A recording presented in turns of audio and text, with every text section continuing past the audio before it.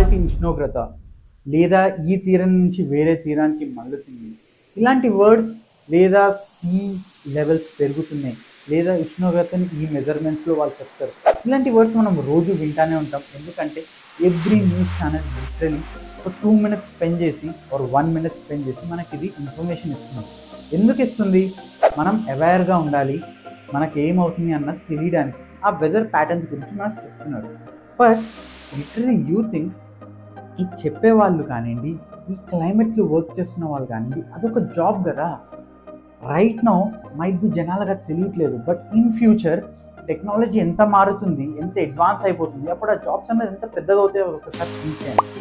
ఇంతవరకు ఈ ప్యాటర్న్ జాబ్సే కాకుండా ఒకసారి థింక్ అబౌట్ దిస్ జాబ్.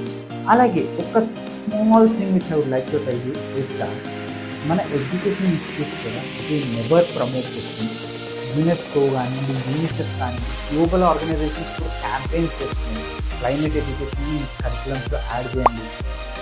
మన ఎడ్యుకేషన్లో ఏముంది, స్టేట్ సిలబస్ కానివ్వండి, సెంట్రల్ కానివ్వండి, లేదా ఐసిఎస్సి తీసుకున్నా కానీ we have a 6 or 6 chapters climate and temperature తప్ప I don't specifically remember or I never got an information from any of my science teacher also that ఇది ఒక జాబ్ ఆపర్చునిటీ, ఇది కరెక్ట్గా తీసుకుంటే ఇది ఒక పొటెన్షియల్ జాబ్ ఉంటుందని ఎవ్వరూ చెప్పలేదు. That is really lacking. నేను కూడా రీసెంట్గా తెలుసుకున్నాను. I just want to share with you. Video నచ్చినట్లయితే లైక్ చేసుకోండి. ఇలాంటి మరింత valuable information I will be giving you. Have a great day.